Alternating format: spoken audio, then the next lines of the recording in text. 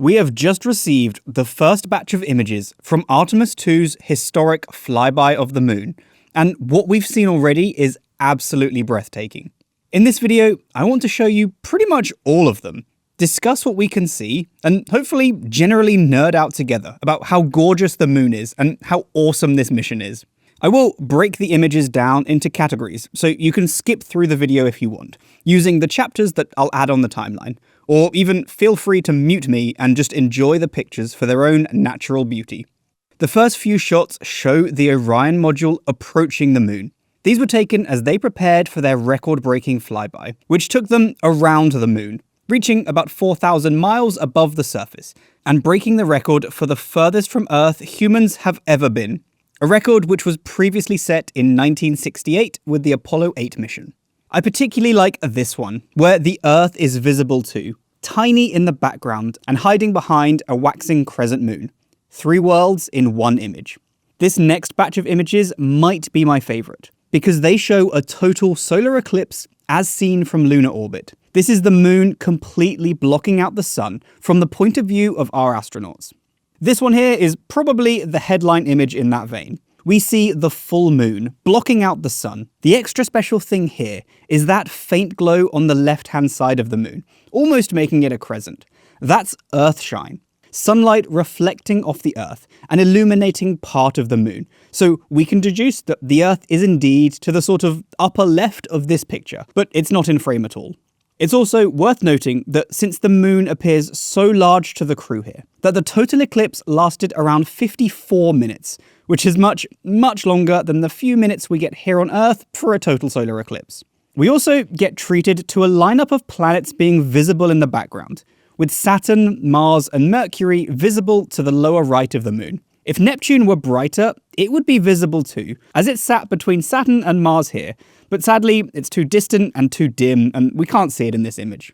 There are stars visible behind the moon too, possible because the moon is quite dim due to the eclipse, so a long enough exposure was used to let starlight in as well. If you look carefully, there are bright spots on the dark part of the moon itself too. These aren't stars, but rather they are dead pixels from the camera, probably caused by the intense radiation that the crew, Orion, and all of the equipment is being bombarded with as they are outside of our protective atmosphere.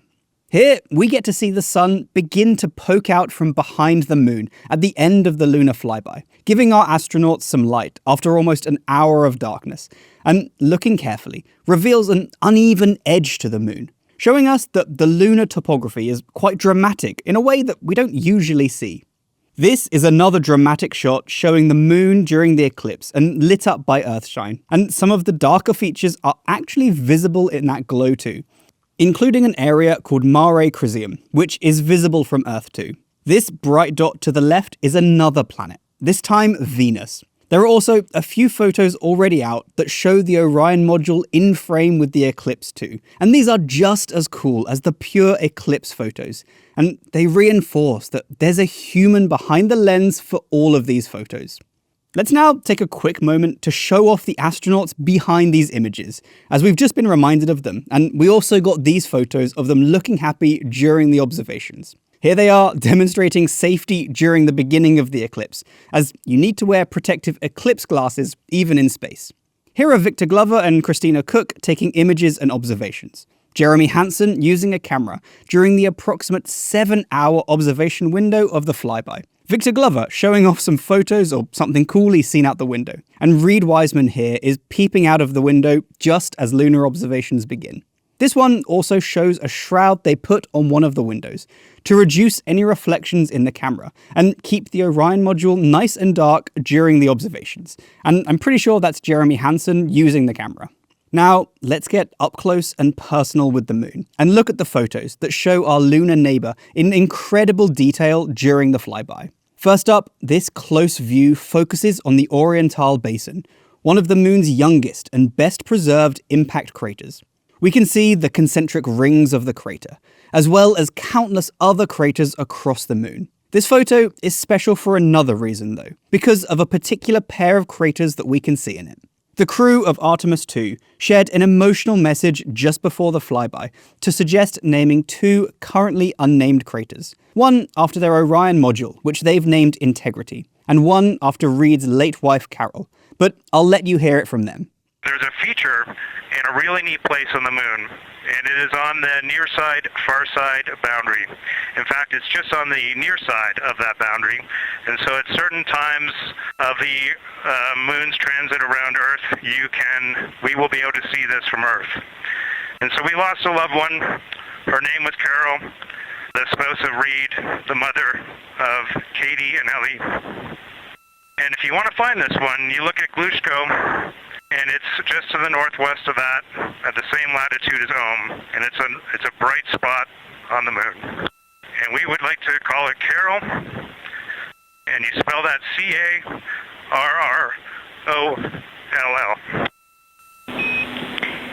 Integrity and Carol Crater. Loud and clear. Thank you. There are several other shots that show off the distinctive Oriental Basin too, and also give us up-close views of craters with rays coming out of them, dark mare regions across the moon, and a sense of the dramatic topography of the moon, thanks to the playful interactions between the light and shadow in the images. The bright dot in the midst of the dark lava flow region at the top of this image is called the Aristarchus crater, and the round black spot northeast of Oriental is called the Grimaldi crater. Here, we again see Oriental in the center, and the bright white crater with the rays to the left of Oriental is called Burgius, which was also visible in the previous image. Here is an up-close shot that focuses on the Vavilov crater, while the right-hand side of the image shows a transition from rugged mountains to the smoother lands of the moon. Vavilov and the other craters look particularly dramatic here, thanks to the shadows, as they were on the Terminator line between day and night on the moon when this photo was taken. Similar dramatic photos here show more craters, rugged terrain, and a jet black sky behind the moon, while this image zooms in on the South Pole Aitken Basin, which is the largest and oldest basin on the moon. Let's end this batch of photos with a couple that again show the complete moon, and you can spend some time picking out many of the same features that we've already been discussing in this video, if you fancy the challenge. This next set of images shows the moon and Earth together, in a playful yet dramatic series of photos. This one is called Earthset, a muted blue Earth with bright white clouds set behind the cratered lunar surface. The dark portion of Earth is experiencing nighttime, and on day's Earth side, swirling clouds are visible over the Australia and Oceania region. In the foreground, Ohm crater has terraced edges and a flat floor interrupted by central peaks. These peaks form in complex craters when the lunar surface, liquefied on impact when meteorites hit the moon, splashes upwards during the crater's formation. Images like this will also always draw comparison to old, iconic photos like Apollo 8's Earthrise, or photos like this from Apollo 17. We got a few similar photos of the Earth setting behind the limb of the moon. This one particularly shows off some perfectly round craters. Similar round craters, including the Ohm crater, are visible here as the Earth really begins to set, and this image was taken just 3 minutes before the crew passed behind the moon and lost contact with the Earth for 40 whole minutes. This was a planned blackout, as signals can't pass straight through the moon, and the crew got to continue their observations and imaging in peace, before emerging on the other side and reconnecting with us here on Earth. As the blackout ended, this Artemis II Earthrise greeted the crew as they emerged from behind the moon, with the moon's dramatic landscape silhouetted in front of the glowing crescent Earth. This one shows the Earth slightly further away, again with swirling clouds visible over Australia and the Oceania region. The crescent Earth is even more distant here, and on the moon part of the image, we can again see the Integrity and Carol craters, so shout me in the comments if you can spot them here. We can end this batch of images with a large, looming moon, Earth perched behind it, and many familiar landmarks visible on this imposing, enormous moon. I also love this series of photos, which show 3 of the crew looking out of the window back at Earth. We have Christina, Victor, and Jeremy, all in the same pose. But Commander Reed Wiseman, he's looking straight at the moon in his one.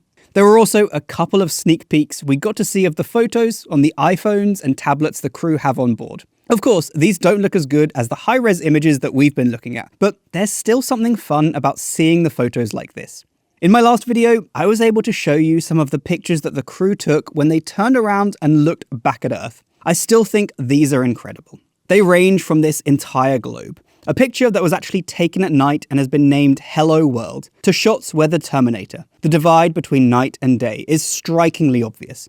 And even beautiful selfie portraits of the astronauts at one of the observation windows.